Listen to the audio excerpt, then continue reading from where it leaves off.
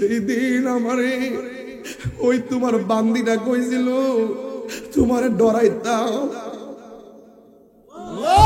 ও আল্লাহ সেই দিন আমি তোমার একমাত্র ডরায়া জীবনে কোনোদিনই আমি কোনোদিন ভয় পাই নাই। শুধু তোমার ডরাইয়া আমি মেয়েটার প্রতি দীর্ঘদিনের সম্পর্ক আমি ব্যবহার করতে যাইয়া কাপড় চোপড় কইলা ফালানোর পরেও মেয়েটা যখন বলছে তোমার ডরাইতাম, আল্লাহর কসম একমাত্র তোমার ডরাই আমি পায়জামাটা মেয়েটারে পরাইয়া দিছি, একমাত্র তোমার ডরাইয়া গায়ের জামাটা পরাইয়া দিছি, একমাত্র তোমার ডরাইয়া উড়নাটা দিয়া মাথাটা ডাইকা দিছি। শুধুমাত্র ডাইকা দেই নাই, মেয়েটার আমি নিজে নিয়ে বাড়িতে পৌঁছাই দিয়েছি। আল্লাহ এই ভয়টা যদি তোমার আমি সত্যিকার অন্তর দিয়া কইরা থাকি, এই ভয়টা যদি তোমার আমার হৃদয় দিয়ে কইরা থাকি, ও গিলাতুলির বাবা পাহাড় পরিমাণ গুনাহ করছো, অসুবিধা নাই। যদি বুঝা ফেলান যে গুনাহ করাটা ঠিক হয় নাই, যদি বুঝা ফেলান যে আমি সুদ খাওয়াটা ঠিক করি নাই, যদি বুঝা ফেলান আমি ঘুষ খাওয়াটা ঠিক করি নাই, যদি বুঝা ফেলান মা বাবার কষ্ট দেওয়া ঠিক করি নাই, যদি বুঝা ফেলান মানুষকে হক মাইরাকে আমি ভুল করেছি বুঝতে পারি না, ও আল্লাহ পাহাড় পরিমাণ গুনাহ লইয়া তোমার কাছে ফরিয়াদ করি। দেখবেন আল্লাহর হাবিব বলছে হারানো টাকা ফেরত পাইলে বান্দা যেমন খুশি হয়, বান্দা যখন গুনাহ কইরা আল্লাহর কাছে তওবা করে আমার আল্লাহ তার চাইতে বেশি খুশি হইয়া গুনাহ মাফ কইরা দেয়। এই ছেলেটা ডাক দিয়ে যে আল্লাহ, ও আল্লাহ গো, ওই দিন আমি তোমার ডরাইয়া আমি কাম ছাইরা দিয়া প্রেম দেশে ঢুকে গেছিলাম। আমার নবী বলে উম্মত যেই দিন হাসুরের ময়দান কায়েম হবে, যেই দিন মানুষ নাফসি নাফসি বলে কাঁদবে গো, যেই দিন মায়ের সামনে সন্তান চলে যাবে, সন্তানের সামনে মা চলে যাবে, কেউ কাউকে পরিচয় দিবে না, নিজের গামে নিজের আশা তারা কাটিবে। মানুষ আগুনের শিকল পরাইয়া দেওয়া হবে, আগুনের স্যান্ডেল পরাইয়া দেওয়া হবে, কেউ কাউকে চিনবে না, সবার মুখের মধ্যে একটা স্লোগান থাকবে ইয়া নাফসি ইয়া নাফসি। ওই ময়দানটা কঠিন একটা ময়দান। আল্লাহর হাবিব বলে উম্মত ওই ময়দানে কেউ কাপড় পরে উঠবে না, সবাই থাকবে উলঙ্গ। আল্লাহু আকবার কথা কেন? আয়েশা সিদ্দিকা রাদিয়াল্লাহু তাআলা আনহা বলেন ইয়া রাসূলুল্লাহ, নবী গো উলঙ্গ অবস্থায় যদি ময়দানের মধ্যে উঠে একজন তো আরেকজনের দেখতে ফেলাবে, কেমন লজ্জাস্কর হয়ে যাবে না? আমার নবী বলে আয়েশা রে না না, কবর থেকে মানুষ সোজা হয়ে উঠবে না, কাঠটারে বাঁকা করে আসমানের দিকে উড়াইয়া দেওয়া হবে। সুরমার কাঠি যত বড় ঠিক এত বড় উপরে সূর্যটা থাকবে, মানুষের মগজগুলা খুলে যাবে, বাতের মার যেমন করে টকবক করে পড়ে ঠিক এমন ভাবে মাথার মগজগুলা টকবক টকবক করে পড়বে। আমার নবী আপনার নবী বলেন সেই দিন আল্লাহর ছায়া বিনে কোনো ছায়া থাকবে না। আমার সাহাবীর সম্মানটা কত বাড়বে জানোনি? আমার নবী বলে উম্মত হাসরের ময়দানে আল্লাহর ছায়া বিনে কোনো ছায়া থাকবে না। সেই দিন আমার আল্লাহ সবাইকে, আল্লাহ বলছেন, আবার আল্লাহ নবী বলেন না না, ওই দিন আমার আল্লাহ সবাইকে আরশে আজিমের নিচে ছায়া দিবে না। আমার নবী আপনার নবী বলেন পাঁচটা জিনিস হারাইবার আগে গুরুত্ব দেওয়া লাগবে। অসুস্থ হওয়ার আগে সুস্থতাকে গুরুত্ব দেওয়া লাগবে, দরিদ্র হওয়ার আগে সচ্ছলতাকে তোমাকে সচ্ছলতাকে গুরুত্ব দেওয়া লাগবে। বন্ধু আমার, মৃত্যু আসার আগে জীবনটারে গুরুত্ব দেওয়া লাগবে, ব্যস্ততা আসার আগে অবসরটাকে গুরুত্ব দেওয়া লাগবে। এই জন্য আমার যুবক ভাইয়েরা হাসরের ময়দানে 7 প্রকারের মানুষকে আমার আল্লাহ আরশে আজিমের নিচে ছায়া দিবে। আরে আপনি আপনার বাপের টাকা দিয়া নেশা করবেন, বাবা খাইবেন, ইয়াবা খাইবেন, ফেন্সি খাইবেন, গাঞ্জা খাইবেন, ডেন্ডি খাইবেন, আমার বাপের কি? ও আমার বাপের একটা কিছু আছে। তুমি গাঞ্জার কারণে আমার ভাই নষ্ট হচ্ছে, তুমি গাঞ্জার কারণে আমার সমাজ নষ্ট হচ্ছে, তুমি গাঞ্জার কারণে তোমার মা চোখের পানি ফেলায় কান্না করে, তুমি গাঞ্জুরটা হওয়ার কারণে তোমার বাপ চোখের পানি ফেলায় কান্না করে, তুমি গাঞ্জুরটা হওয়ার কারণে তোমার স্ত্রী হাহাকার করছে, তুমি গাঞ্জুরটা হওয়ার কারণে সন্তান মুখ দেখাইতে পারে না, তোমার সন্তান, তোমার মা, তোমার বাপ, তোমার সমাজকে রক্ষা করতে গিয়ে আমি তোমাকে বাস দিব, বাস দিব, বাস দিব। এই কথা চিন্তা কইরা মদের বোতলটারে ডিল কইরা ফলাইয়া আল্লাহু আকবার বলেন না কেন? হায়রে আমার নবী বলে উম্মত যারা আল্লাহর ডরাইয়া গুনার কাজ ছাইরা দেয় আমার আল্লাহ তাকে আরশে আজিমের নিচে ছায়া দিয়ে দিবে। Birampur HD media, the Islamic YouTube channel. Allah পাক যখন খুশি হয় তিনটা কাজ করে। একটা হইলো মানুষের বাড়িতে মেহমান পাঠায়, আরেকটা হইলো মানুষের সংসারে কন্যা সন্তান দান করে, আর আরেকটা খুশি হইলে আমার আল্লাহ আসমান থেকে মুসলধারের বৃষ্টি নাজিল করে। এই জন্য আলহামদুলিল্লাহ আলা কুল্লি হাল, সর্বাবস্থায় প্রশংসা হবে একজনের। জবান খুলে বলুন তিনি কে? আজকে দেখলাম অনেক মানুষ ধান কাটতেছে, হঠাৎ করে ঠাডা পড়ছে, দুইটা লোক সাথে সাথে মারা গেছে। বলেন হায়াতের মালিক কে? ধান কাটতে গেছে, সে নিজেও জানে না যে এখানে আমার মৃত্যু হবে। দেখলাম এই প্রথম দেখলাম ঠাডা পড়ার পরে শরীরে কি হয়, পড়ার পরে অনেক ধোঁয়া ওঠে, ধোঁয়া। আজকে দেখছি, এজন্য খুব বড় আলাপ করেন না। ডাক্তার যদি এই মুহূর্তে কয় যে আপনার ক্যান্সার হয়েছে, 30 দিন বাঁচবেন, ঘরে যাওয়ার পরে বাপ যদি আপনার গালি দেয়, আপনি কি তর্ক করবেন? মা যদি আপনার ধমক দেয়, আপনি তর্ক করবেন? কিরে ওই আমার গনার দিন শেষ হয়ে যেতেছে, অথচ 30 দিনের আগে খবর পাইলে সব বইলা যায়। ইবাদতে বন্দেগীতে নিজেকে মশগুল করে ফেলে। আপনি 30 দিন গনার দরকার নাই, যে কোনো মুহূর্তে আপনার মৃত্যু আসতে পারে। পারে কি পারে না? এই জন্য রাসূল বলছেন তোমরা সব সময় মৃত্যুর জন্য প্রস্তুত থেকো। হায়াতের মালিক কে? সাহাবায়ে কেরাম আমার নবীরে বহুত মহব্বত করতেন। নবীকে যদি বুঝতে চান, সাহাবায়ে কেরামের প্রেম দিয়ে বুঝতে হবে। আমরা 1500 বছর পরে আসছি মানে আমরা সম্মান কম না। আল্লাহর হাবিব বলেন পৃথিবীতে এমন কিছু লোক আসবে, ও সাহাবীরা তোমরা তো আমার দেখে দেখে আমাকে ডাকতেছো, আমার পিছনে নামাজ পড়তেছো, আমার সাথে জিহাদ করতেছো। আমার কিছু প্রেমিক হবে যারা কিয়ামত পর্যন্ত দুনিয়াতে আসবে, কিন্তু আমি শরীয়তে থাকবো না। কিন্তু ওই প্রেমিক গুলো আমার নাম শুননাই পাগল হয়ে যাবে। এই যে জ্বর তুফানের মতো আয়া করছেন না আপনারা, মাহফিল কমিটিকে গাড়ি ভাড়া দিছে?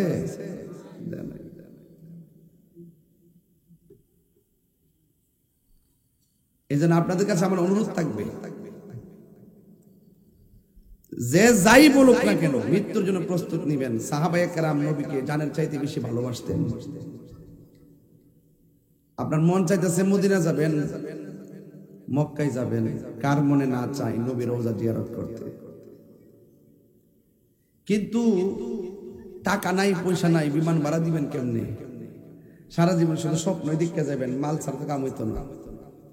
আপনার অবস্থাটা কি হবে? রাসূল বলেন আনতা মা মান আহবাবতা, তুমি যারে ভালোবাসবা তার সাথেই তোমার হাসর হবে।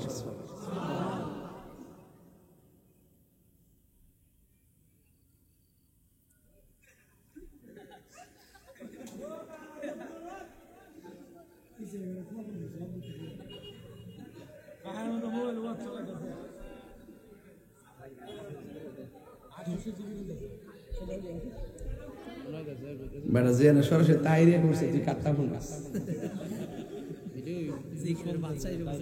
আল্লাহু আকবার কোন গেলে গা? আল্লাহু আকবার।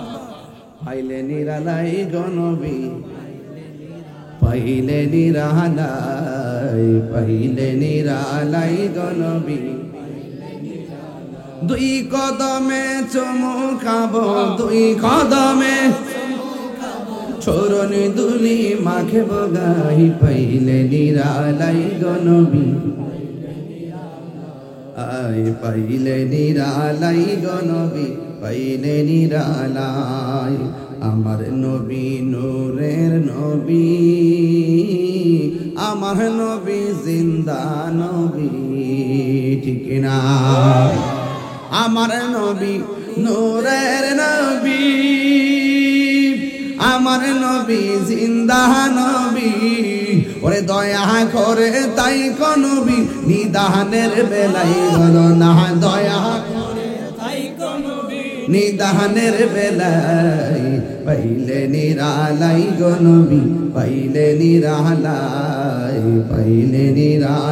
গো নবী দুই কদমে চুমু খাবো দুই কদমে চরণে দুলি মাকে বগাই পাইলে নিরালাই গো নবী পাইলে নিরালাই কঠিন হাসরের দিনে কে তোরাবে নূর নবী জীবিনে কঠিন হাসরের দিনে কে তোরাবে নবী বিনে দয়া করে তাই গো নবী হাসরের বেলায় বলো না দয়া তাই গো নবী হাসরের বেলায় আয় পাইলে নিরালাই গো নবী পাইলে নিরালাই গো নবী দুই কদমে চুমু খাবো দুই কদমে চুমু খাবো চরণে দুলি মাকে বগায় পাইলে নিরালাই গো নবী পাইলে নিরালাই গো নবী পাইলে নিরালাই নবীর জন্য দেওয়ানা হওয়ার দরকার আছে না নাই এই জন্য দুনিয়াতে বড় অনেক পাগল দেখা যায় কিন্তু সব পাগল না কেউ আছে দুনিয়ার পাগল কেউ আছে আমার মাওলার পাগলকে পাগল বলিও না সব পাগল না কিছু পাগল মন আছে বলো না কিছু পাগল মন আছে যারা আল্লাহ নবীর প্রেমে দিওয়ানা যারা আল্লাহ নবীর প্রেমে দিওয়ানা ঠিক কিনা হাই রে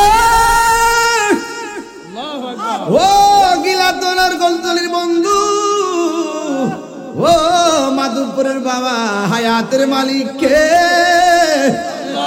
বৃষ্টি দেওয়ার মালিক কে মাহফিলে এনেছেন কে সবার নসিবে ভালো কাজ জোটে না রে বাবা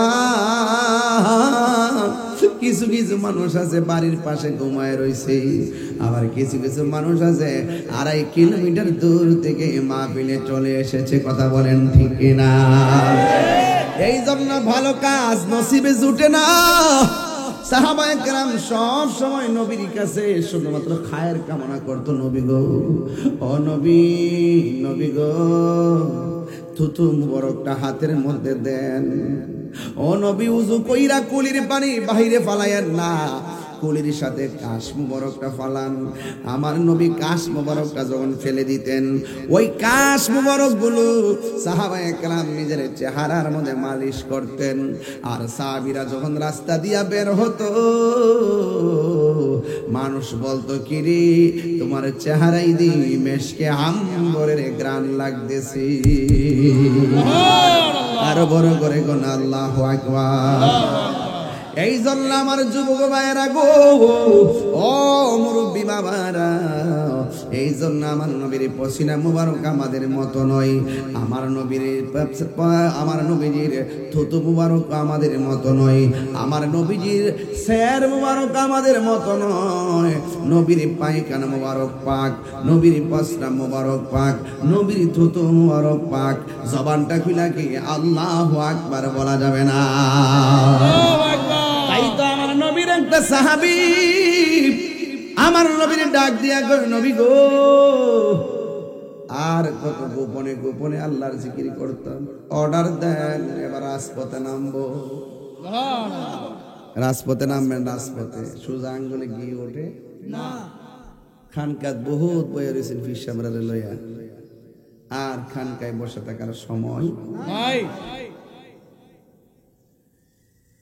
খানকার মধ্যে বইয়া বইয়া তসবিহ জপার নামও ইসলাম, আবার তলোয়ার লইয়া বাতিলের বিরুদ্ধে ময়দানে যুদ্ধ করার নামও ইসলাম।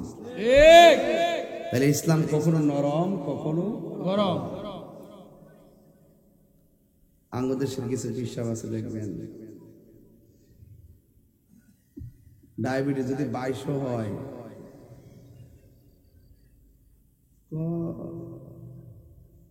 খাবার পর তো রসমালাই খাওয়া সুন্নত, দোপ খাই সুন্নত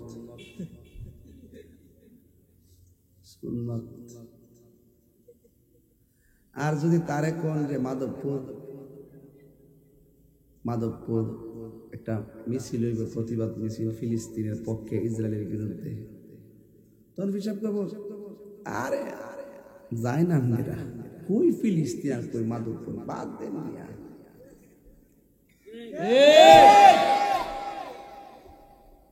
ঠিক কিনা বলেন? এরা সুবিধাবাদী মুনাফিক। কথা কোন গেল? তুমি মিসওয়াক করা ফজিলত তো জানো, খাবার শেষে মিষ্টি মুখের হাদিসটাও মানো, শুধু হক কথাটা উচ্চ সুরে বলতে পারো না, অন্যায় দেখে বারুদ হয়ে জ্বলতে পারো না। কেমন মুসলমান তুমি একটু ভাবো না, কেমন তোমার ঈমান একটু বলো না। নারায়ে তাকবীর, নারায়ে রিসালাত, আল্লাহু আকবার বলেন। আমার যুবক ভাইরা, আমার নবীর সাহাবী ডাক দিয়ে নবী গো, নবী গো, আর কত গোপনে গোপনে আল্লাহর জিকির করব, এবার অর্ডার দেন, রাজপথে নেমে যায়। আমার নবী ডাক দিয়া কয় সাহাবী রে, চতুর্দিক দিয়া কাফের, যদি তুমি প্রকাশ্যে দিনের দাওয়াত দাও তাহলে কাফেররা তোমাকে পাথর দিয়ে মেরে ফেলবে, পাথর দিয়ে তোমার আঘাত করবে। ইয়া রাসূলুল্লাহ, যতই আঘাত করুক না কেন আমাদের মন তো মানে না। লা ইলাহা ইল্লাল্লাহ, লাভ দিয়া দাঁড়াইয়া গেছে গো। ওই সাহাবীটা অন্য কেউ নয়, ওই সাহাবীর নাম হলো হযরতে আবু বকর, যার ব্যাপারে আমার নবী বলো পৃথিবীর মানুষ, পৃথিবীর সবার আমল যদি এক পাল্লায় রাখো, আমার আবু বকরের এক রাইতের সমান হবে না। ওই আবু বকর ডাক দিয়া কয় নবী গো, নবী গো, আমি জীবন দিব। এই কথাটা বলার সাথে সাথে কাফেররা এমন ভাবে পাথর মারা শুরু করলো, এমন ভাবে পাথর মারা শুরু করলো, এমন ভাবে পাথর মারা শুরু করলো। ঠিক ওই মুহূর্তে রে বাবা, ঠিক ওই মুহূর্তে আবু বকরের মাথা ফেটে মাটির মধ্যে পড়ে গেছে। সাহাবায়ে কেরাম আমার নবীর দইরা দইরা বাড়িতে নিয়ে গেছে, আর আবু বকরকে দইরা বাড়ির মধ্যে নিয়ে গেছে। নেওয়ার পরে আবু বকরের আম্মা ডাক দিয়ে পুত্রে, ও ভূত কেমন আছিস রে বাবা, কি মাইরটা না তোমারে মারল? আবু বকর বলে আম্মা, ও মা, আমি কেমন আছি আমার জিগাইও না। কেন তাহিরি নবী নবী বলে, কেন এলাকার মানুষ নবীর জন্য পাগল? আমার নবী, আপনার নবীকে সাহাবীরা জীবন দিয়ে ভালোবাসতো। ওই সাহাবী ডাক দিয়ে আবু বকর বলেন, ও আম্মা, আপনি আমারে বলছেন আমি কেমন আছি? ও আম্মা, আমার ভালো মন্দ খবর জানার দরকার নাই, আগে বলেন না আমার রহমাতুল লিল আলামিন কেমন আছি? এবার মা ডাক দেখে পুত্রে, নবীজি ভালো আছে, তুমি একটু শান্ত হও, টেনশন কম করো। এবার খাবারের জন্য রেডি করছে খাইতো। আবু বকর সিদ্দিক রাদিয়াল্লাহু তাআলা আনহু বলেন, ও মা, মাগো আমাকে খাওয়ার জন্য তুমি রেডি করছো, কিন্তু আমি কেমনে খাই গো? যতক্ষণ পর্যন্ত আমার নবীর চেহারা মোবারক দেখবো না, ততক্ষণ আমার মুখে কোনো খাবার দিতে পারবো না। এটার নামই হলো নবীর প্রতি সাহাবায়ে কেরামের প্রেম। কথা বলেন ঠিক কিনা? হাই রে, কি দিয়ে ওয়াজ বুঝাবো? কোন ভাষায় ওয়াজ করলে ওয়াজটা বুঝবেন? পাথর আঘাত খাওয়ার পর কই নবী কেমন আছে? আর পেটের মধ্যে খাওয়ার নাই, রক্ত শেষ, দুর্বল। এরপরে কয় মা, যতক্ষণ আমি নবীর নূরানি চেহারা মোবারক দেখবো না গো আম্মা, ততক্ষণ আমার মুখে খাবার দিব না। আল্লাহু আকবার। আমার নবী নূরের নবী, আমার নবী জিন্দা নবী, বলো আমার নবী নূরের নবী, আমার নবী জিন্দা নবী। ওরে দয়া করে তাই কোন নবী হাসরের বেলায় বলো না, হাসরের বেলায় পাইলে নিরালাই গো নবী, পাইলে নিরালাই, পাইলে নিরালাই গো নবী, পাইলে নিরালাই। জোরে জোরে কি আল্লাহু আকবার বলা যাবে না? এটা বলে সাহাবায়ে কেরাম রাসূলের প্রতি প্রেম। খাইলে খাইছে, না খেলে নাই। কয় নবী কেমন আছে? সাহাবায়ে কেরাম যখন ক্ষুধার্ত হয়ে যেতেন, রাসূলুল্লাহকে ডাক দিয়ে, ইয়া রাসূলুল্লাহ, বড্ড পেটে ক্ষুধা ছিল, আপনার চেহারা দেখে ক্ষুধা দূর হয়ে গেছে। সুবহানাল্লাহ। আরো বড় করে কোন আল্লাহু আকবার। আমরা কি এরকম প্রেমিক হইতে পারছি? রক্ত জড়ানো দূরের কথা, গাম হইতো জড়াই না। 200 টাকা চাইলেও দেয় না নবীর জন্য। এই কথা বলতেছো কি? মাদ্রাসা ছাত্র কষ্ট হচ্ছে না? এই মুহূর্তে যদি কোনো বেড়ায় মাদক করে আমার নবীরে গালি দেয়, আপনি যদি বয়া থাকেন, আপনি কি মুসলমান না বেঈমান?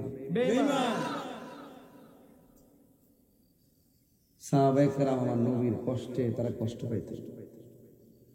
নবীর চোখের পানি মোবারক দেখলে চিন্তিত হয়ে যেত। আবু বকর বলেন, আম্মা আমার খাওয়ানোর কথা কইছেন, আপনি তো আমার মা, একটা কাম করতে পারবেন? আমি ব্যথা পাইলে পাইছি, আমার আপনার শাড়ির আসল দিয়ে মুখটা ডাকিয়ে আমার নবীর বাড়িতে নিয়ে যান। এটা সাধারণ কোনো কথা না। সিদ্দিক আকবর মাকে নিয়ে রাসূলুল্লাহর বাড়িতে গেলেন। যাওয়ার পরে রাসূল দেখে বলতেছে, আবু বকর কেমন আছো? সুবহানাল্লাহ। সিদ্দিক আকবর, ইয়া রাসূলুল্লাহ, আমি কেমন আছি আপনাকে জিজ্ঞেস করবেন না, আপনি বলুন আগে আপনি কেমন আছেন। সুবহানাল্লাহ। মহিলা ডাক দিয়ে, ইয়া রাসূলুল্লাহ, আমার খোলা তো কিছু খাই নাই। রাসূল বলেন, আবু বকর কিছু খেয়ে নাও। সিদ্দিক আকবর, ইয়া রাসূলুল্লাহ, খুব ক্ষুধা ছিল, আপনার চেহারা মোবারক দেখে ক্ষুধা দূর হয়ে গেছে। ওই যে আপনারা নবীর আলোচনা শুনতে শুনতে দিন কাটালেন, খবর থাকে না। নবীর আলোচনা শুনতেছেন, মোবাইল বন্ধ। নবীর আলোচনা শুনতেছেন, বাড়িঘর বন্ধ। নবীর আলোচনা শুনতেছেন, আড্ডা বন্ধ। নবীর আলোচনা শুনতেছেন, ঘুম বন্ধ। নবীর আলোচনা শুনতেছেন, আরামায় সব বন্ধ, একমাত্র নবীর জন্য। কথা বলেন ঠিক কিনা? এই নবীর জন্য জীবন দিলে লাভ না লস? আরো জোরে লাভ না লস? খবরদার, আল্লাহর সঙ্গে নাফরমানি করছেন, আল্লাহ মাফ করে দিতে পারে।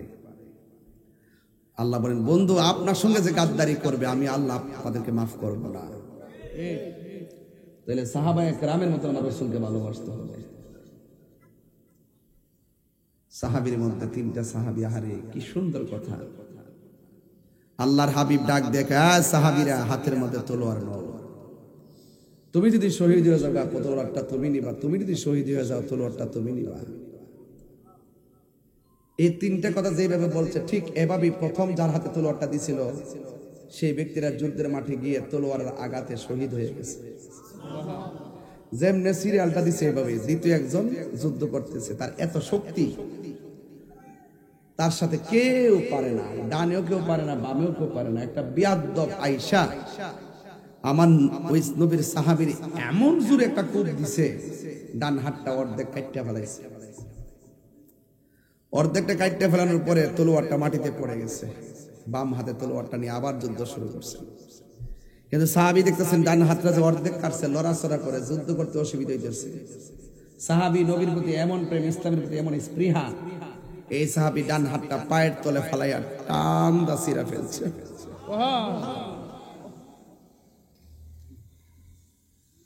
বাম হাতের মধ্যে তলোয়ারটা নিচে নিয়ে যুদ্ধ শুরু করছে। একটা বিয়াদ্দব এমন জোরে একটা কূপ দিছে, বাম হাতটা কাটটা জমিনে পড়ে গেছে। এখন সাহাবী দেখতেছে তলোয়ারটা পড়ে রয়েছে, লাস্ট পর্যন্ত দুই হাত নাই, দাঁত দিয়ে কামড় দিয়ে তলোয়ার নিয়ে দাঁড়াই গেছে। সুবহানাল্লাহ কন্যা গেলে গিয়া আমি প্রথমেই কইছি নবীর জন্য, দিনের জন্য রক্ত দেব, দূরের কথা গাম হইতো জড়াই না। আমরা এমন যাদের মুসলমান নিত্য কথা কন ঠিক কিনা? এমনি তো মাশাআল্লাহ মুসলমানের ঘরের মুসলমান, আর কিতা লাগে? মুসলমান হইও দুজকে যাইব, নামাজ পড়িও দুজকে যাইব, রোজা রাখিও দুজকে যাইব, একমাত্র নবী না মানার কারণে।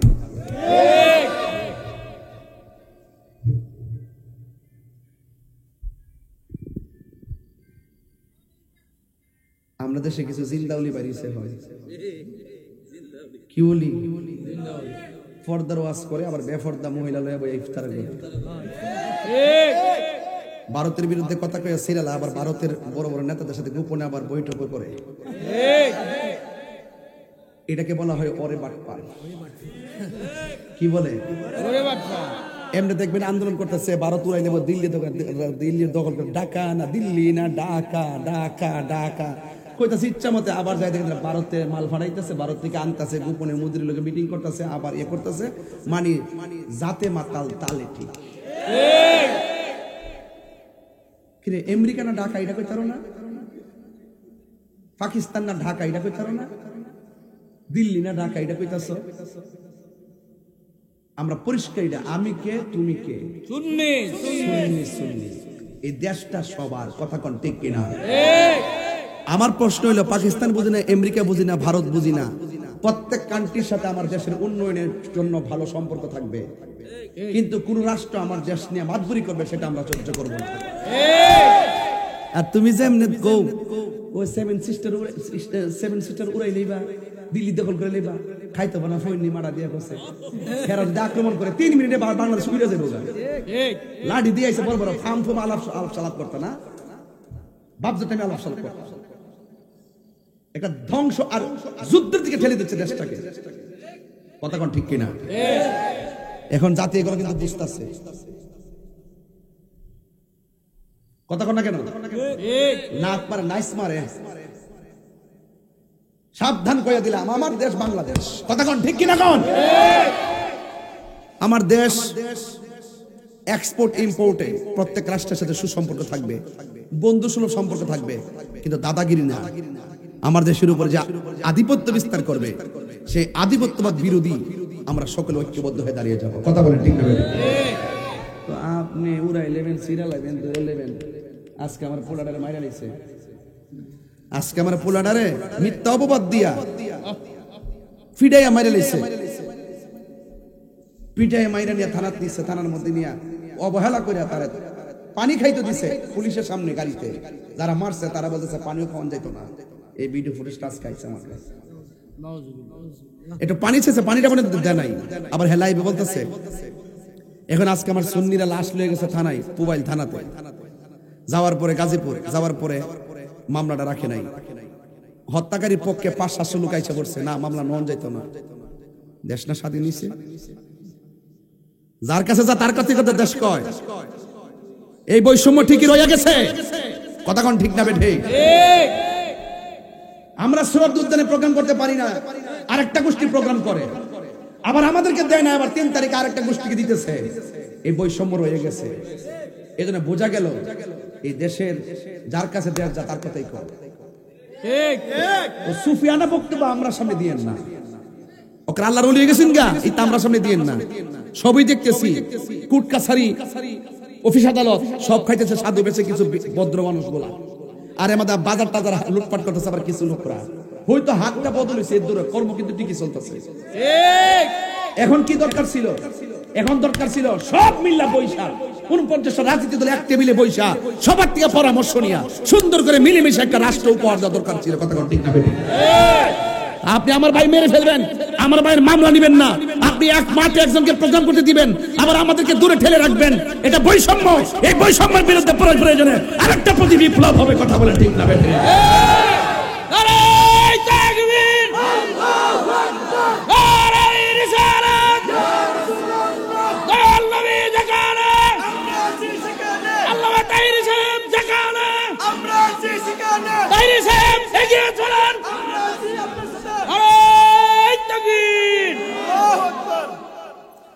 আমারে খুঁজতেছে অনেক ধরে, মামলা টামলা দিয়ে একবারে সেট চালাইছে। আমি কইছি বাবা আমি তাহির হুজুর, আমার হাতের কবজির দাম আছে, এই হাত দিয়ে আমি জীবনে নবীর বিরুদ্ধে লিখি নাই। আমার জবানের কথার দাম আছে, এই জবান দিয়ে কোনো নবীর বিরুদ্ধে কথা বলি নাই। শুধু পারি নাই সুন্নিটির ফারানে পারি না, এরা এক কাপ চা খাই ঘুরে জায়গা কিতাব হয়েছে, কিতাব হয়েছে জীবনে ঘরটা বিল্ডিং দিয়ে বানিয়ে দিছে। সুন্নিগিরি করো তোমরা। আবার আগামীতে সিদ্ধান্ত নিব সুন্নিরা থাকবে একজোট, এরপর হবে ব্যালটে ভোট। আমাদেরকে অবহেলা করে একটা সাইডে ফেলায় রেখা, অথচ মেজরিটি পার্সেন্ট হলাম সুন্নি। এত সুন্নি হওয়ার পরও আমাদের একটা সাইড করে ফেলায় রেখা, রাষ্ট্রের সুবিধা তারা নেয়, রাজনৈতিক সুবিধা তারা নেয়, অর্থের সুবিধা তারা নেয়, লাস্টে ট্যাগ লাগা সুন্নিদেরকে। কথা কোন ঠিক না বেঠিক? এখন সুন্নিরা এক থাকতে হবে, বুড়াবুড়ি পরে আগে এক হন, আগে নিজেদের জোট, তারপরে ব্যালটে ভোট। এবার সুন্নি দিককে আমরা ভোট দেব। কথা বলেন ঠিক না বেঠিক? এটাই পরিষ্কার, এছাড়া এই দেশে শান্তি আসবে না। কেন বলছি? এই স্বাধীনতার পরে এমন করে মার সন্তান নাই মাজারে আক্রমণ করবো স্বপ্ন দেখতো, কিন্তু আত্মা সইছে না, প্রায় 95টা মাজারে আক্রমণ করে উড়াই দিছে। কি ভাবলেন, কি বুঝলেন? আইবারে যদি মাজার ভাঙবে 2 দিন পরে ঘর ভাঙবো। সুন্নিরা না বুঝলে তোরা আমার দাওয়াত করিস না।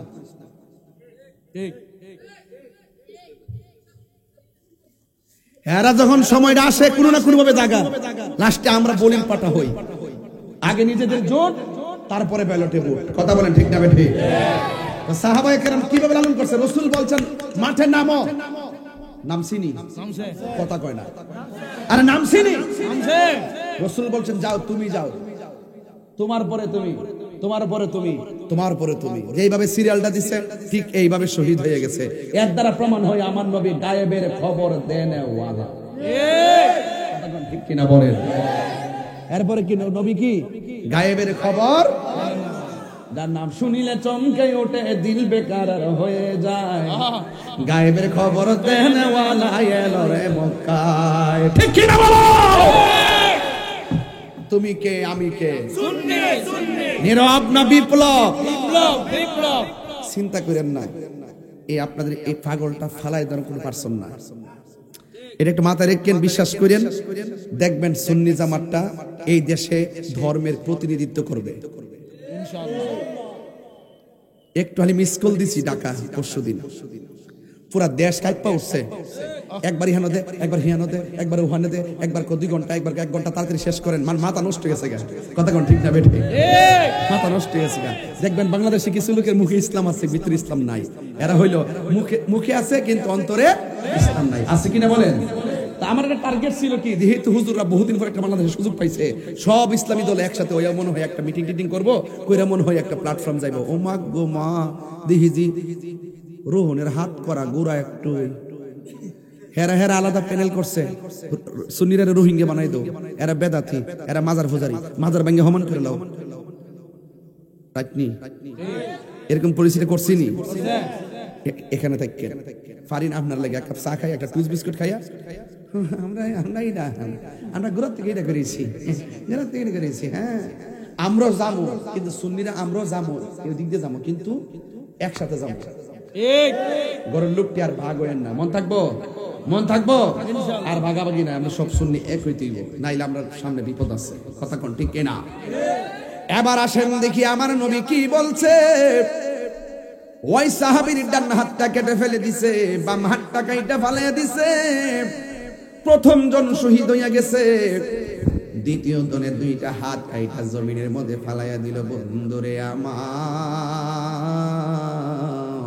ও আমার গিলা তোলের বাবারা, ও মাধবপুরের বাবা জিরারি,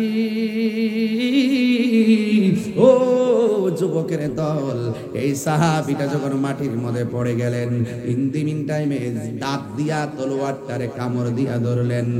এরপরে ওই বিয়াদবরা, প্রথম সাহাবী শহীদ হলো, দ্বিতীয় সাহাবীর দুই হাত কেটে ফেলছে, ওই হাত একটা টান্দা ছিঁড়া ফেলছে, আর ওই দাঁত দিয়া কামড় দিয়া তলোয়ারটারে ধরলো।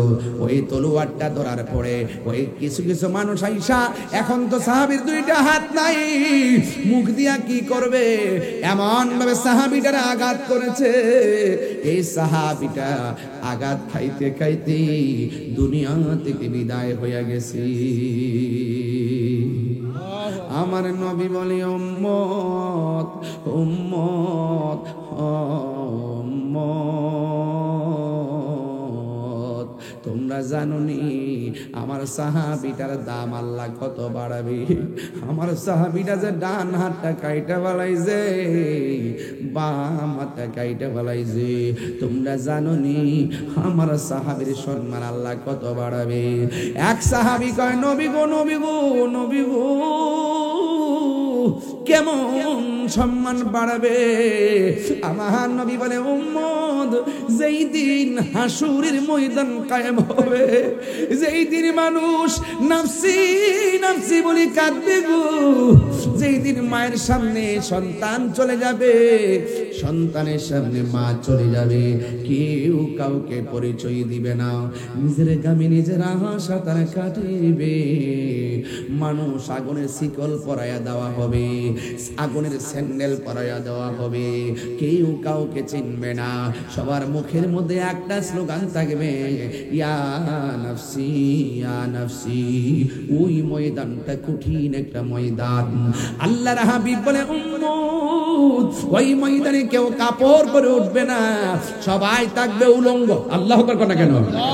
আয়েশা সিদ্দিকা রাদিয়াল্লাহু তাআলা আনহা বলেন, ইয়া রাসূলুল্লাহ, নবী গো, উলঙ্গ অবস্থায় যদি ময়দানের মধ্যে উঠে, একজন তো আরেকজনের দেখে ফেলাবে, কেমন লজ্জাস্কর হয়ে যাবে না?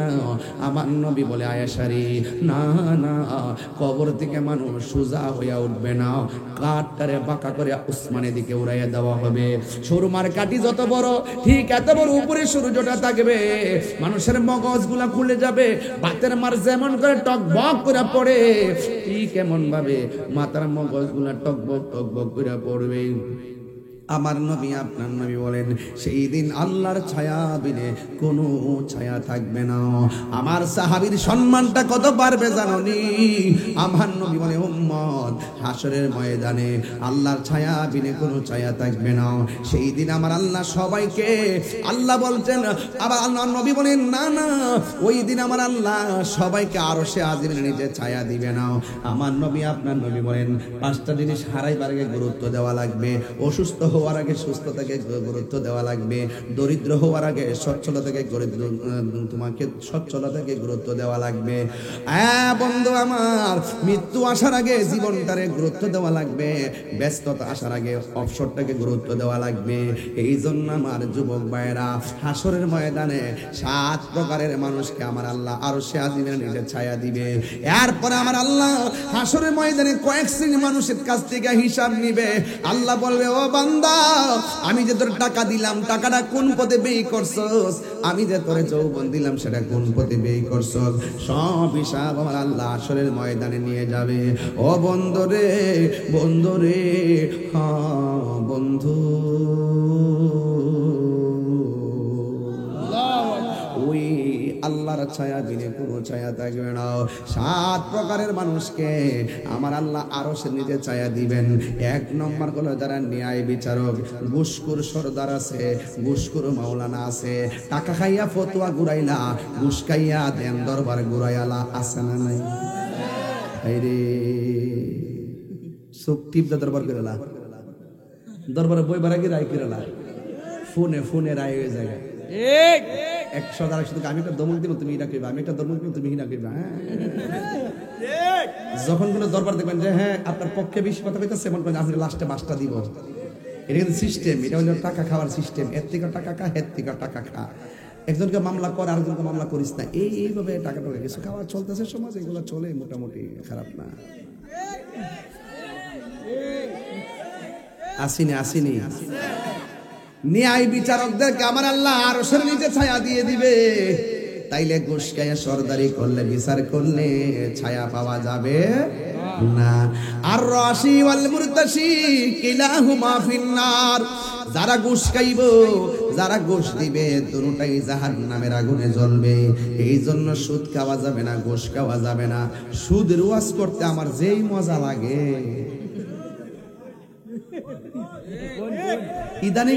ইদানিং তো একটু বেশি মজা লাগে আমার কাছে। কিছু কিছু মৌলবীরা সুদের ওয়াজই ছাইরা দিছে।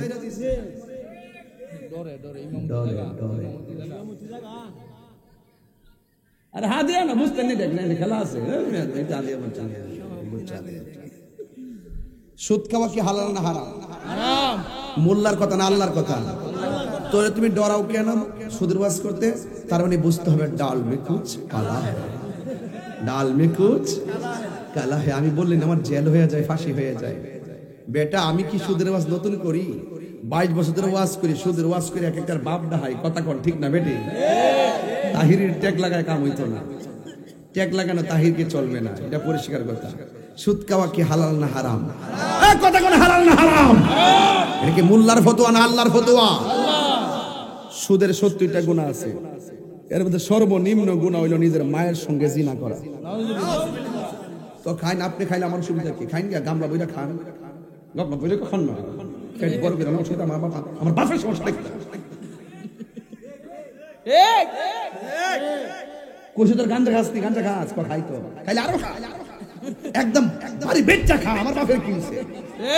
তবে তোরে কইতাছি কি জানোস কি, যে মুরব্বিরা নাকি ফুলাপান কইতেছে, মুরব্বিরা আমার কইলে আমার ফিতার করছি তা না, লা হাওলা ওয়ালা কুওয়াতা ইল্লা বিল্লাহ। মুরব্বিরা আমার মাথা খাস, ফুলাপান গাঞ্জা খা। মুরব্বিরা কি খা? মুরব্বিরা উক্কা খা।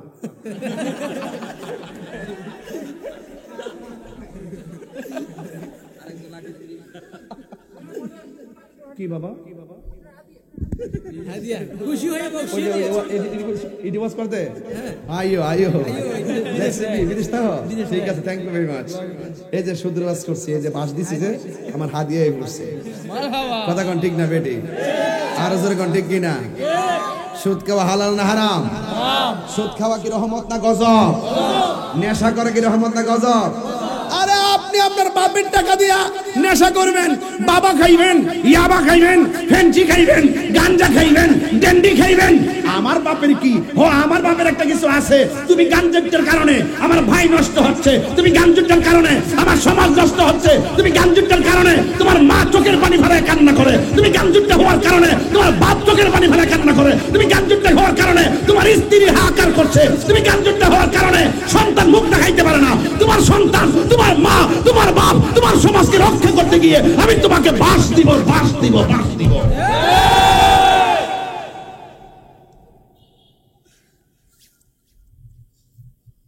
কথা বলেন না কেন? গতকাল দেখছি, গতকাল আপন 2 সন্তান মিল্লা বাপ তারে এই দিকটা ফাটায়া হুজুরের বাড়ি করে ফেলাইছে। আপনি কি মনে করেন এই নেশার টাকার জন্য বহু সন্তান তার বাপের গলায় ছুরি চালাই দিছে? এই যে আপনারা দেখেন না এগুলো অহরহ হচ্ছে কিনা বলেন না কেন? সমাজ আমার ঠিক করছে। যেই সমাজে যেই লোকটা গুসকা হেরকমেন যা বাদ সবাই মিলা ধরবেন। আর আমরা এমন একটা অভ্যাস সমাজে যেরকম টেহা আছে, যা বাপসাব আছে, এর আব্বাটাকে নিয়ে মসজিদের সভাপতি বানায়। এই হাত দিলে কোন ঠিক না বেঠি? ইত্তা কইলে তাহির হুজুর বানানা। 5 ওয়াক্ত নামাজ পড়ে মুখের মধ্যে দাঁড়িয়ে আছে, নবীর মহব্বত আছে, দুরূদ শরীফ পড়ে, নামাজ কালাম পড়ে, 5 ওয়াক্ত নিয়মিত নামাজ পড়ে। এই লোকটা গরিব হইলো, এটারে নিয়ে মসজিদের সভাপতি বানাবেন, দেখবেন পুরো সমাজ আল্লাহ শান্তি নাজিল হয়ে যাবে। আর মসজিদ একটা গুরুত্বপূর্ণ জায়গা, এটা হারাম করে হাতে আপনি নেতৃত্ব দিয়ে দিচ্ছেন। এটা কি বাজার?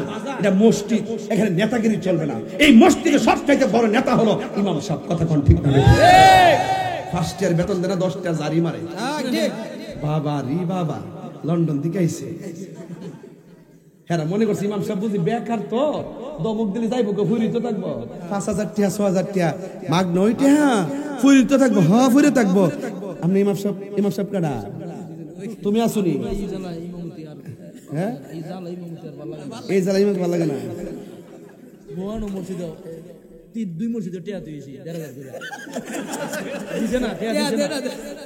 আচ্ছা তুই কথা সেফাই বলে দিকে কথা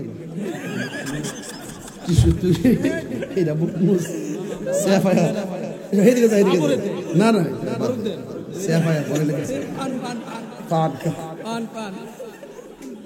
আল্লাহ আকবার জোরে কর। এই জন্য বহুত কষ্ট আজকে ওয়াজ খারাপ লাগছে তোর কাছে? না না না না আবার কোয়েন যা তাই রোজরা কিতা ওয়াজ করছে বংশম করে গেছে। আমার গড় ঠিক না হলে ওয়াজ দা করবেন কি মিয়া? আমার সমাজ ঠিক না হলে ওয়াজ দা করবেন কি? আপনি ইয়াং বয়স সলমান 7 অফ না ইডি বাবা খাইতাছে ট্যাবলেট খাইতাছে আর কি আশ্চর্য জোয়ারি খেলতেছে। হাই হাই হাই হাই মোবাইলের মধ্যে জোয়ারি ঠিক মোবাইলের মধ্যে আইপিএল গেছে না বাড়ি মারে চলতেছে তো খেলা খেলে না বলে বলে জোয়ারি বলে বলে কন্টাক্ট চলতেছে। বাইরে যত কিছুই বলেন হারামের মধ্যে কোনো আরাম এই হারামের মধ্যে কোনো আরাম গত পরশুদিন মাহফিল করছিলাম নারায়ণগঞ্জ ওই যে 26 তারিখে রাত্রে 25 তারিখ দিন রাত্রে আর কি 26 রাত্রে। তো আমি বললাম যে ভাই আজকে এখানে যারা এসেছেন যারা গাঞ্জা খান একটা লোক হাত তোলেন পরে একটা লোক হাত তুলছে নাম হলো আশরাফুল। পরে আমার কাছে আইসে আয়ার জায়গা টুপি টাপি দিলাম দেয়া করলাম যে ঠিক আছে বাবা তুমি আজকে থেকে আর গাঞ্জা মাঞ্জা খাইও না না খাইতাম না। পরে গেলাম তুমি নামাজ টামাজ পড়বা তোমার আম্মার সেবা টেবা করবা।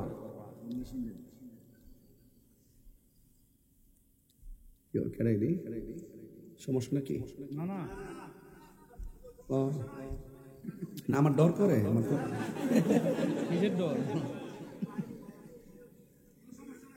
আমার ডর করে শুট করে যদি আমার সামনে কত সাহস পাক হয় আমার সামনে আইতো আমি হারাম কেমন গলায় ছুরি লাগাই দিলাম আমি হারাম রে হারামই কম যে হারাম খাইবো আমি হারাম খুর কমু কথা কোন ঠিক না? এটা মোল্লার ফতোয়া না এটা আল্লাহর ফতোয়া কথা কোন ঠিক কিনা? চলবে না বন্ধ হবে? বন্ধ হবে জোরে কর। ঘুষ কি চলবে না বন্ধ হবে? বন্ধ হবে। আমি বলছি হাসরের মাঠে 7 প্রকারের মানুষকে আল্লাহ আরশের নিচে ছায়া দিবে। এর মধ্যে এক শ্রেণী হলো যারা ন্যায় বিচার করে।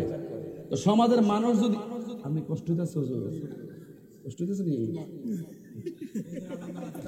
আপনি যেমনি মন খারাপ করে সেরেছেন না একটা হাসি হুসি দিয়েন কেউ কই জানো এই বেটা এসব নালাম উত্তরা আজকাল লড়ালড়ি নাই আজকাল সময় বাইন যাইছি ইনশাল্লাহ ঠান্ডাও পান্নাটাও পড়ছে আর বৃষ্টি আইলে আমার কাছে ভাল লাগে ফেয়ে পানি ওয়াজ করতে আর বেশি ভাল লাগে আমার হাবা জোরে কন্যা গিল লাগিয়া যাক ভাইরা আমার সময় কিন্তু 1 ঘন্টা গেছে আলহামদুলিল্লাহ আর 10 মিনিট সময় দিলে কি আপনার কষ্ট হইব? আজকে কিন্তু 5 ঘন্টার ওয়াজ 1 ঘন্টা করে লিতেছি যা আছে সব বাংলা।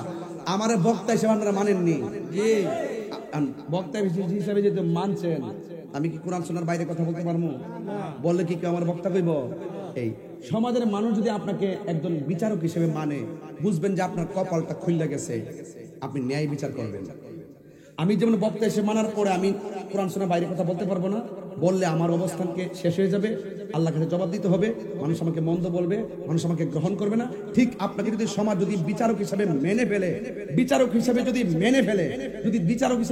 দেখবেন বিচার কিন্তু সবাই করতে পারে না। সমাজের মাস্টার্স পাস আসে দেখবেন বিচারের বউ বুঝে না। ইদানিং আমার সমাজে কিছু পোলা পায় না সর্দার মারছে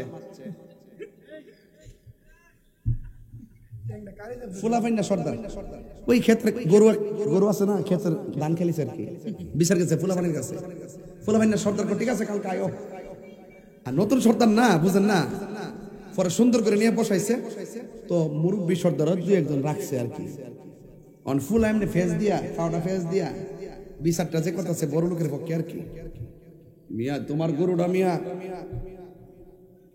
মিয়া দান্ডি খাইছে 10 মণ দান নিলেন এর বিচার লক্ষণটা হইলেন 10 মণ দান বলি হইলেন এর বিচারটা লক্ষণ হচ্ছেন নি? আচ্ছা আর মুরব্বী বেটা জিডা কইও দানটা তো খাইলেছে গরু বাইন্দা রাখুন রে বালা মানুষের দান খাওয়াটা তো ক্ষতি। তবে তোমার এখানে যেভাবে দান খাইছে কিছু দান তুমি ফাইলা হইলে, তবে গরুটা যে মারছো কামটা হইছে না। বিচারটাল দাস আসেনি আওয়ান হাইওয়ান তো হাইওয়ান, এটা তোর বুঝলার যাইলে নইলে গরুটা যে খাইছে বুঝছে না তো, তুমি যে মারছো বাবা এই কামটা ভালো হইছে না। এই তবে তোমারও কই গরু বাইন্দা রেখো, আর যে কোনো বিষয় পশু পক্ষীরে মারতে গেলে চিন্তা করে মাইরো, এটা বদ্ধ আইব। এই কথা বলার পরে ও যে দান খাইছে হের মায়া লেগে গেছে, হ্যাঁ ঠিক আছে, যাক খাইলে খাইছে, আমার নসিবে নাই, ঠিক আছে নি। আর হ্যাঁ আয়া মাইন্দা রাখতে পারো না, 10 মণ দান নিলে কেন?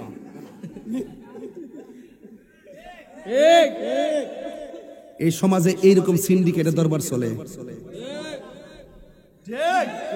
আপনি এমএ পাস হইলো পুরা বেটাটা যেভাবে মাথা খেলে সর্দারিটা করবো, আপনি 10 গ্রাম মিলতে পারতেন না। এটা আল্লাহর রহমত লাগবো। আমার সাথে কত বড় বড় হুজুর আছে না, কত হুজুর আছে। ওহন মনে করেন যে আমি যে এখন যে কথা কইতেছি, এক একটা ফুলের এক একটা গ্রাম, ফুল সবই, জবাও ফুল, বেলিও ফুল, গোলাপও ফুল, গন্ধ কিন্তু ভিন্ন। কথা বলতে পারছি? আপনি আমি না, আমিও আপনি না, মানে আপনার মধ্যে কোনো গুণ থাকলে আমি এটা গ্রহণ করবো, আমার মধ্যে কোনো দোষ থাকলে আপনি এটা ধরে দিবেন। এটা হলো কমিউনিকেট মানুষ হিসাবে। এদের কাউকে ঠকাইলে নিজে ঠকতে হয়, বুঝতে পারছেন? বুঝতে পারছেন? অনেক সময় বৃষ্টি পড়েনি উপর থেকে, শিলা বৃষ্টি পড়ে জানে খেতটা সমান হয়ে জায়গা, ধানটি যখন হয়ে জায়গা, তখন কার কাছে বিচারটা দেবো? কিও এই রিজিক দেওয়ার মালিক কেডা? আরে বড় করে কেডা? এই জন্য হারাম খাওয়া যাবে। তাহলে হাসর মাঠে সর্বপ্রথম যাদের মাথায় আল্লাহ আরশের ছায়া দিবে তিনি হলো বিচারক। এবার কি বিচারক? ন্যায় বিচারক। কি বিচারক? ন্যায় বিচারক। আমরা মধ্যে ন্যায় বিচার এখন উঠে গেছে। অন্যায় করার পরও থানায় যাওয়ার পরে মামলা নেয় না। ওই যে আজকে দেখছেন না 500 জন জমছে, মামলা নিচ্ছে না, লাশ লয়ে আই মরছে। জোর যার মূল্য তার। তবে এক মাগে শীত যান, এক মাগে মান হাফারা হুফির। আপনি কাউরে মারেন অন্যায় ভাবে, একদিন আপনি এইভাবে মার খাইবেন। আপনি লিখে রাখেন কাগজে, জুলুম করে কখনো একশই হয় না, একদিন একদিন আপনি জুলুমের শিকার হবেন। কথা বলেন ঠিক কিনা? কামা তাদিনু তুদানে, যেমন কর্ম। 2 নম্বর হইল আস-সাখী, দানশীল ব্যক্তি। আস-সাখীউ হাবিবুল্লাহ, দানশীল ব্যক্তি আল্লাহর বন্ধু। দানশীল ব্যক্তি আল্লাহর বন্ধু। 3 নম্বর হইল যেই লোকটার মনটা মসজিদে পড়ে থাকে। আমরা দেশের ম্যাক্সিমাম শতকরা 95% মানুষের মন পড়ে থাকে বাজারও। আমার ঠিক কোন লাগছে না, আপনি নিজে কই যাচ্ছে রে? এটা একটু দূর থেকে পাইতাছি।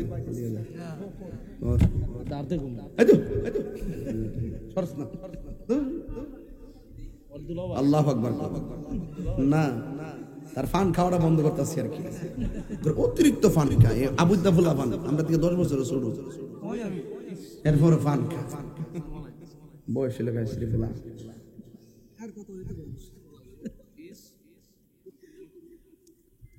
আমরা দেশের মানুষের মন মানসিকতাকে বাজারও বেশি করে দেখে না মসজিদও? এটা আপনার বিবেক নিয়ে প্রশ্ন করি। মসজিদে যাওয়ার পরে দেখবেন ইমাম সাহেব যখন বৈঠকে বসে একটু দেরি হয় না সালামটা ফিরাইতে, হ্যাঁ ফিসের থেকে মসজিদে কাশের বন্যা শুরু হয়ে যায়। ইমাম সাহেবের মিস কল দিয়ে তাকদা সালাম ফিরান, বাজারে কাম আছে। কথা কি সঠিক? এখন রাসূল বলছেন যার মনটা মসজিদে বেশি পড়ে থাকে তাকে আমার আল্লাহ আরশের নিচে ছায়া দিবেন। সুবহানাল্লাহ। মসজিদে গেল গরিবের ফাই লাগে স্যার, ইমাম সাহেব নামাজটা দাদা পড়াইলেন, টাইম হয়ে গেছে। যে মসজিদে তারাবিটা তাড়াতাড়ি ফুলবান সব হিডির জায়গা। কথা কি সঠিক বলতাছি? একটা কথা মিছা না, সব সঠিক। কামে লাগবো কথা নেই, পাগল হইল তাদের কামে লাগবো। পাগলকে পাগল বলিও না, সব পাগল পাগল না, কিছু পাগল এমন আছে যারা আল্লাহ নবীর প্রেমে দিওয়ানা, ঠিক কিনা?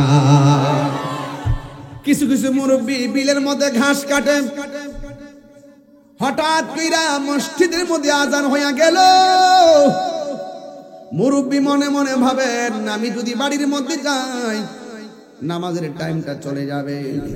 কোমর থেকে গামছাটা খুইলাম, খেতের হিলের মধ্যে বিছাইয়া খালের পানি দিয়া উজু কইরা নামাজ পড়ে। অথচ লোকটা নামাজের টাইমে নামাজ পড়ে চেহারাটা বড় কালো, রোদ্রে পড়তে পড়তে চেহারাটা কালো হইয়া গেছে। কিন্তু লোকটা যেদিন মারা যায়, এই লোকটারে যখন গোসল কইরা ওই জানাজার মাঠের মধ্যে লইয়া যায়, মানুষ কয় দেখছস রে, তার চেহারাটা না সারা জীবন কালো ছিল, এখন কেমন জানি একটা নুরানি নুরানি ভাব লাগে। আল্লাহর হাবিব বলেন, যাদের মন মসজিদে পড়ে থাকে, কিছু কিছু মুরব্বী দেখবেন যখন ফজরের নামাজের আজানটা দিয়া দেয়, তখন মুরব্বীরা উযু কইরা মসজিদে রওনা দেয়। চাচি ডাক দিয়ে কই, এখন কোথায় যান? কই মসজিদের মধ্যে যাইতেছি। কই মসজিদে তো আরো সময় আছে। কই ঘরের মধ্যে শুইয়া থাকলে লাভ কি, মসজিদে যাইয়া বৈশা থাকলে নফল ইবাদতের সওয়াব পাওয়া যায়। আল্লাহর হাবিব বলেন, হাসরের ময়দান যেদিন কায়েম হবে, ওই কঠিন মুসিবতে যার বিছানা ভাল লাগে নাই, যার বাজার ভালো লাগে নাই, মসজিদটা তার কাছে বড় ভালো লাগছে, আল্লাহর জিকিরটা বড় ভালো লাগছে। ইবাদতের জন্য মনটা পাগল ছিল, ইবাদতের জন্য মনটা দিওয়ানা ছিল। খাবার না খাইলে দুঃখ করে নাই, এক ওয়াক্ত নামাজ ছুটতে গেলে শান্তি পাই নাই। আল্লাহর হাবিব বলেন, যেই মানুষটার মন মসজিদের মধ্যে পড়া থাকে গো, ওই মানুষটাকে আমার আল্লাহ আরশে আজিমের নিচে ছায়া দিয়ে দিবে। এই জন্য বন্ধুরে বন্ধুরে বন্ধু, এরপরে আমার নবী বলেন জাননি কয়ে 3 নম্বর গেল। 4 নম্বর হলো যারা আল্লাহকে ডরায়া গুনার কাজ ছাইরা দেয়। যেমন মনে করো আমার কাছে একটা বোতল আছে, এই বোতলটা হলো মদের বোতল, দরজা লাগাইয়া দিলাম, জানালা লাগাইয়া দিলাম, সব লাগাইয়া রাত্রে 12টার সময় মদের বোতলটা আমি খুললাম, খুইলা এই ডিপাটা ফালাইয়া দিলাম। ফালাইয়া দেওয়ার পর আমি মনে মনে ভাবতেছি, এইটা খাইলে আমারে কেউ দেখবে না, এটা খাইলে আমারে কেউ দেখবে না, সকালে কেউ সাক্ষীও দিতে পারবে না, বড় মজা পাবো, ইন্টারেস্ট পাবো। যেই মাত্র মদের বোতলটা মুখের মধ্যে নিয়ে ঢুকাইব, ওই মুহূর্তে তার মনের মধ্যে একটা জাগ্রত এসে গেছে, মনের মধ্যে একটা ভয় এসে গেছে। আমারে যদি আমার মা দেখে না, আমারে যদি আমার ভাই দেখে না, আমারে যদি আমার বন্ধু দেখে না, আমাকে তো আমার আল্লাহ দেখতেছে। এই কথা চিন্তা কইরা মদের বোতলটারে ঢিল কইরা ফলাইয়া আল্লাহু আকবার বলেন না কেন?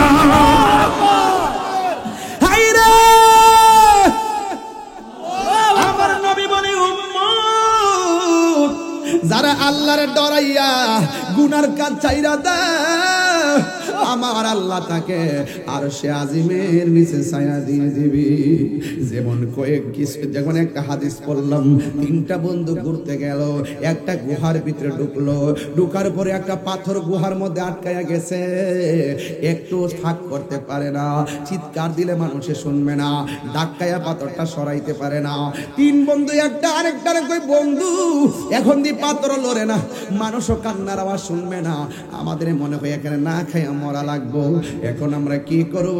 এক বন্ধু আরেক বন্ধুরে কয়, জীবনে যদি কোনো ভালো কাজ করে থাকি, চলস না এই ভালো কাজটা দোহাই দিয়ে আল্লাহর কাছে আজকের বিপদ থেকে সাহায্য চামু, কারণ আমরা ভিতর দিকে ডাক দিলে কিয়ামত পর্যন্ত কেউ শুনবে না, আমাদেরকে কেউ খাবারও দিবে না, না খাইয়া মরা লাগবে, এখান থেকে বের হতে পারবো না, চলস না আমরা আল্লাহর কাছে বলবো, আল্লাহ আমি এই ভালো কাজটা করেছি, তুমি এটার উসিলায় তুমি আমার পাথরটা সরাইয়া দাও। এইভাবে একজন একজন করে আল্লাহর কাছে বলতেছে। একটা বন্ধু আল্লাহরে বলতেছে, আল্লাহ আমার একটা বোন ছিল, চাচাতো বোন, এলাকার সম্পর্কের বোন, আমি এই বোনটার প্রতি নজর করলাম, এই বোনটাকে আমি পছন্দ করলাম, অনেকবার চেষ্টা করেছি তার সঙ্গে সম্পর্ক করার জন্য, সে রাজি হয় নাই, আমি পারি নাই, কিন্তু একদিন আমি তাকে রাস্তার মধ্যে পাইলাম, মনে মনে ভাবলাম যেহেতু মেয়েটা রাজি হয় না, আজকে আমি তাকে ব্যবহার করে আমার শখ মেটাবো। এই কথা চিন্তা ভাবনা করে আমি তারে ধরতে গেলাম, মেয়েটা একটা দৌড় দিল, দৌড়তে দৌড়তে দৌড়তে দৌড়তে আমিও তারে দৌড়াইলাম, দৌড়ানো ঘুমানোর পরে মেয়েটা ক্লান্ত হইয়া পড়ে গেছে। আমিও তার কাছে গেলাম, যাইয়া তার শরীর থেকে ওড়নাটা সরাইয়া ফেললাম, তার শরীর থেকে জামাটা খুইলা ফেললাম, অল্প থেকে কাপড় খুইলা আমি তার উপরে উঠলাম, তারে ব্যবহার করব। তখন মেয়েটা ডাক দিয়া কয়, বাইরে আমি এমন ক্লান্ত হইয়া গেলাম, এই ক্লান্ত হইয়া যাওয়ার কারণে আমি আর ধরতে পারি না, তুমি আমাকে নিস্তেজ বানাইছো, আমি ফিজিক্যালি অনেক দুর্বল হয়ে গেছি, আমি আর ধরতে পারি না। ইন দি মিন টাইমে আমি তোমার একটা কথা কই, এই মুহূর্তে তুমি আমার যা মন চা তা করতে পারবা, আমি তোমার বাধা দিতে পারতাম না, আমার গায়ে শক্তি নাই, কোনো মানুষ নাই যে আমার আয়সা বাঁচাইব। তবে আমি তোমার একটা কথা কই, তুমি আমার দিকে একবার তাকাইছো, দুইবার তাকাইছো, তিনবার তাকাইছো, একটা বার তুমি শুধু আমার ব্যবহার করার আগে আসমানের দিকে তাকাও, আমার আল্লাহরে ভয় করো, আমার আল্লাহরে ভয় করো। ওই ছেলেটা ডাক দিয়া গো, ও আল্লাহ, যেই দিন আমারে ওই তোমার বান্দিটা কইছিল তোমার ডরাইতাম, ও আল্লাহ, সেই দিন আমি তোমার একমাত্র ডরায়া জীবনে কোনোদিনই আমি কোনোদিন ভয় পাই নাই, শুধু তোমার ডরাইয়া আমি মেয়েটার প্রতি দীর্ঘদিনের সম্পর্ক আমি ব্যবহার করতে যাইয়া কাপড় চোপড় কইলা ফালানোর পরেও মেয়েটা যখন বলছে তোমার ডরাইতাম, আল্লাহর কসম একমাত্র তোমার ডরাই আমি পায়জামাটা মেয়েটারে পরাইয়া দিছি, একমাত্র তোমার ডরাইয়া গায়ের জামাটা পরাইয়া দিছি, একমাত্র তোমার ডরাইয়া উড়নাটা দিয়া মাথাটা ডাইকা দিছি, শুধুমাত্র ডাইকা দেই নাই, মেয়েটার আমি নিজে নিয়ে বাড়িতে পৌঁছাই দিয়েছি। আল্লাহ, এই ভয়টা যদি তোমার আমি সত্যিকার অন্তর দিয়া কইরা থাকি, এই ভয়টা যদি তোমার আমার হৃদয় দিয়ে কইরা থাকি,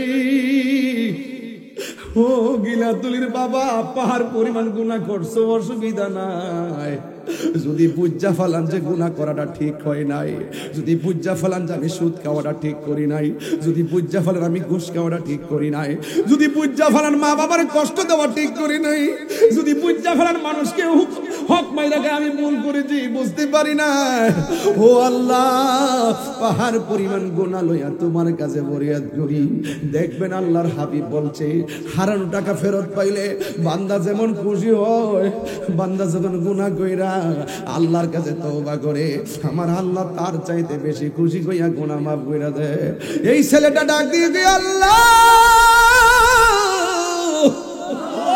ও আল্লাহ গো, ওই দিন আমি তোমার ডরাইয়া আমি কাম ছাইরা দিয়া প্রেম দেশে ঢুকে গেছিলাম, আল্লাহ তুমি আমারে যদি আমি সেই দিন তোমার দিল দিয়া ভয় কইরা থাকি, আজকে আমরা যেইভাবে বিপদে ফেলাইছ, গুহার মুখের মধ্যে পাথরটা দিয়ে আমরা আটকাইয়া দিছ, আমরার কোনো সাধ্য নাই, যদি ওই দিন তোমার ডরাইয়া থাকি, মেহেরবানি করে পাথরটা সরাইয়া আমরা জীবনটারে তুমি রক্ষা করো।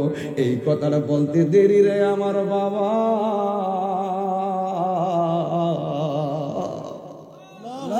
আল্লাহর কসম করে বলি, বিশাল বড় একটা পাথর সেকেন্ডের সাথে সরে গেছে, তিন বন্ধু ওই গুহা থেকে বের হয়ে গেছে।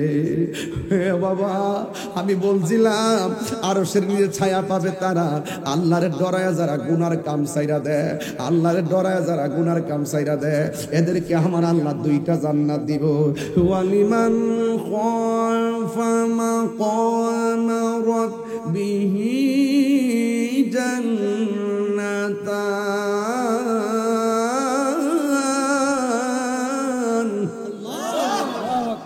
আল্লাহ রাব্বুল আলামিন বলেন, যারা আমি আল্লাহকে ডরায়া গো গুনার কাজ ছাইরা দেয়, আমি আল্লাহ তাদেরকে একটা জান্নাত দিব না, আমি আল্লাহ তাদেরকে দুইটা জান্নাত দিব। শুধুমাত্র তাই নয়, ইন্নালিল মুত্তাকিনা মাফাজা হাদাইকা ওয়া আনাবা ওয়া কাওয়াইবা আতরাবা। আল্লাহ বলে, যারা আমি আল্লাহকে ডরাইব, আমি আল্লাহ তাদেরকে আঙ্গুর ফলের বাগান উপহার দিয়ে দিব। শুধুমাত্র তাই নয়, আমি আল্লাহরে যারা ডরাইব, আমি আল্লাহ অন্ধকার দিকে তাদেরকে বের করে আমি আল্লাহর বন্ধু বানাইয়া নিও। আল্লাহু ওয়ালিয়্যুল্লাযীনা আমানু ইউখরিজুহুম মিনাজ যুলুমাতি ইলান নূর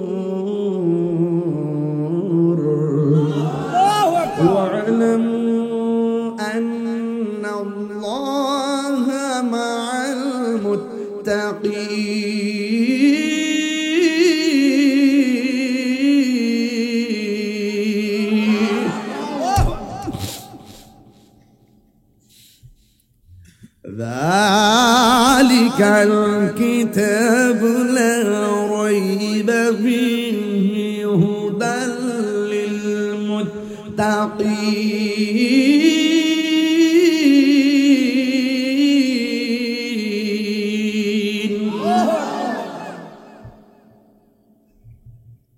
ঘোষণাকার আল্লাহ।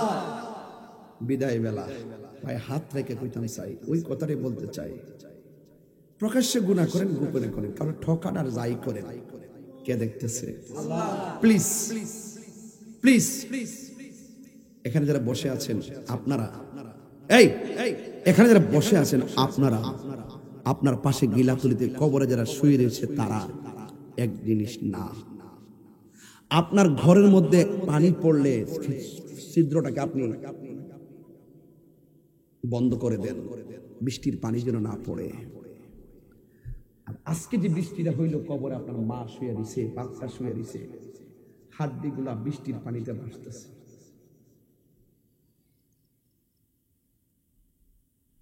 وما يستوي الأحياء ولا الأموات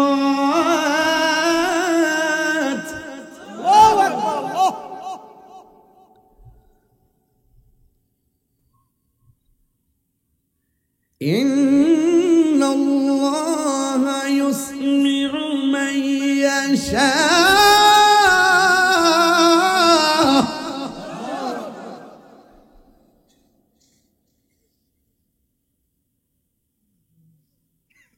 কবরটার মানুষগুলা পুরো অশান্তিতে আছে, অসহায়। পিপিলিকার ছিদ্র দিয়ে পানি ঢুকতেছে, কাদার মধ্যে হাড্ডিগুলা ঢুকে দিচ্ছে, মাথার সারাটা পড়ে দিচ্ছে।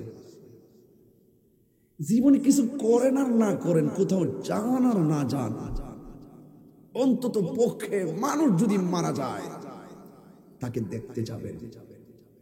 যেই মানুষটা আপনার সাথে খাওয়া দাওয়া করছে, আপনার সঙ্গে খেলাধুলা করছে, সেই মানুষটা নিথর দেহটা পড়ে আছে, তার উপরে একটা চাদর বিছিয়ে দেওয়া আছে। কাপড়টা উঠিয়ে একটু দেখবেন, মানুষটা ওই সময় কত নিরুপায়। যদি আরেকটু সময় থাকে, আপনি একটু মৃত্যুর খাটে শুয়ে যে গোসলটা করাবে, সেই গোসলের দৃশ্যটা দেখতে যাবেন। যেই মানুষটা আপনার সঙ্গে চললো ফিরলো, তার এত আধিপত্য, এত সুনাম, তাকে গোসল করাচ্ছে, ডানে বামে ঘুরায় ঘুরায়া, সে নড়তে পারে না, তাকে খিলাল করাচ্ছে, মুখ খুলতে পারে না, তার পেটের মধ্যে চাপ দিয়া পায়খানাগুলো বের করছে, নিষ্কাশন করতে পারে না। তখন বুঝবেন ওই মুহূর্তটা ওই ব্যক্তিটার জন্য কত অসহায়। আরেকটু সুযোগ থাকে, কবরস্থানে যাবেন, মাটিতে শোয়ায় দেওয়ার পর তার কাফনটা খুলে কিবলার দিকে মুখটা করে দেয়, ঠিক ওই মুহূর্তে একটু চিন্তা করবেন, যেই মানুষটাকে এখন শোয়ানো হচ্ছে, আগামীকাল এই মানুষটাকে আর এভাবে আর কখনোই দেখতে পারবো না। যেই মানুষটা এখন শুয়ে আছে, এই মানুষটার টাকাগুলো এখন কোথায় আছে, ব্যাংকে কত, গড়ে কত, বাইরে কত, জমিন কত, সন্তানরা কি করবে, ভাবার মতন তার একটু সুযোগ নাই। তাহলে কেন আপনি টাকা টাকা করলেন, কেন আপনি সন্তান সন্তান করলেন, কিছুই তো নিতে পারলেন না। একবার চেহারা দেখে নিজের হৃদয়টাকে আখিরাতের জন্য ড্রাফটস করে সেই চিত্রগুলো ইনবক্সিং করবেন, আর মনে মনে ভাববেন, আমার দাদার সময় যে আনুষ্ঠানিকতা ছিল, মৃত্যুর সময় এলান হয়েছে, মৃত্যুর পরে কাপড় কেনা হয়েছে, মৃত্যুর পর মসজিদের খাট এসেছে, মৃত্যুর পর তাকে গোসল দেওয়া হয়েছে, মৃত্যুর পর তাকে কাঁধে করে জানাজার মাঠে নেওয়া হয়েছে, মৃত্যুর পর তাকে কাঁধে করে কবরস্থানে নেওয়া হয়েছে, মৃত্যুর পরে দুইজন কবরে নেমে তাকে মাটিতে শোয়া দিয়েছে, আবার দুইজন উঠে গিয়ে বাঁশগুলো দিয়েছে, চাটিগুলো দিয়েছে, মাটিগুলো দিয়েছে। মানুষ এত ব্যস্ত, জানাজার পর অর্ধেক চলে যায়, দোয়া করার সময় কম মানুষ পাওয়া যায়, দোয়া করার পর দাফন করার পরে যখন মানুষগুলো চলে যায়, তখন আপনি মনে মনে ভাবেন, আমার দাদাকে কোথায় শোয়া দিয়ে আসলাম। ও দাদার যে আনুষ্ঠানিকতা, আমার জন্য সে আনুষ্ঠানিকতা অপেক্ষা করছে। ইন্না লিল্লাহি ওয়া ইন্না ইলাইহি রাজিউন। আমার দাদার যে আনুষ্ঠানিকতা, আমারও সেই আনুষ্ঠানিকতা হবে।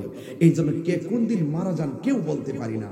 এই জন্য সবাই মৃত্যুর জন্য প্রস্তুত থাকতে হবে। ধরুন না একজন ডাক্তার বলছে আপনার ক্যান্সার হয়েছে, আপনি বাড়িতে ঢোকার পরে আপনার বাবার ক্যান্সারটা হয়েছে, সে কিছুই বুঝে না। আপনি ঢোকার পরে বাবা একটা ধমক মারছে, কোথায় ছিলি এতক্ষণ, ছিলি কোথায়? রিপোর্ট তো আর বাবা জানে না। সন্তানকে সেদিন বাবার সাথে ঝগড়া করবে? সন্তান বলল বাবা একটু বাইরে গেছিলাম। ঘরে যাওয়ার পর মা বলছে ফুত এতক্ষণ কোথায় ছিল, চাইলে খায়ালো। সন্তান মনে মনে ভাবেন মা তুমি তো জানো না আমার গণনা শুরু হয়ে গেছে, মনে হচ্ছে এই খাওয়াটাই যেন মায়ের শেষ আদরের খাবার। বিকালবেলা বন্ধুর সঙ্গে দেখা করতে গেছে, কিরে দোস্ত কোথায় ছিলি? মনে হচ্ছে বন্ধু মনে এই বলছে, এত খবর নিচ্ছে মানুষ আমার, কিন্তু আমার খবর তো আমি জানি। 30 দিন গোনা শেষ হয়ে যাবে, মনে হচ্ছে মৃত্যু চলে আসছে, কিন্তু ডাক্তার হয়তো 30 দিন বলছে। আপনার অজান্তে আজকের দিনটাই আপনার শেষ দিন হতে পারে। ঠিক কথা বলেন না কেন? আমার মরণের কতদিন বাকি আমি জানিলাম না গো আল্লাহ। কতদিন বাকি আমার মরণের, কতদিন বাকি আমি জানিলাম না গো আল্লাহ।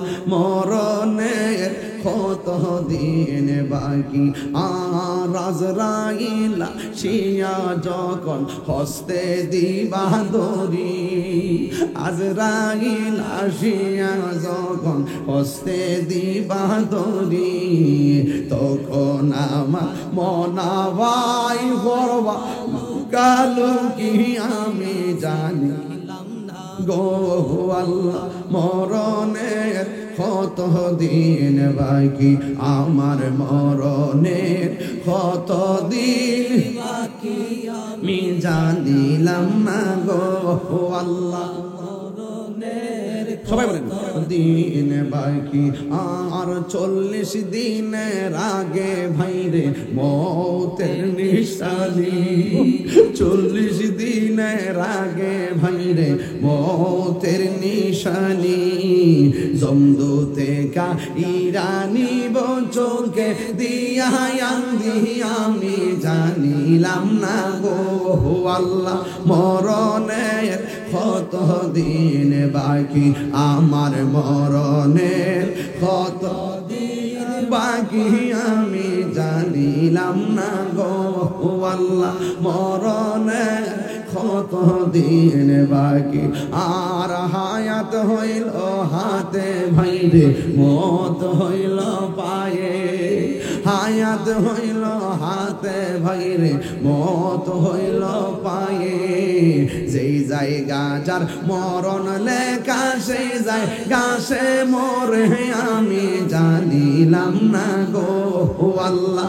মরণের কতদিন বাকি আমার মরণের, কতদিন বাকি আমি জানিলাম না গো আল্লাহ। মরণের কতদিন বাকি আর মরণের কতদিন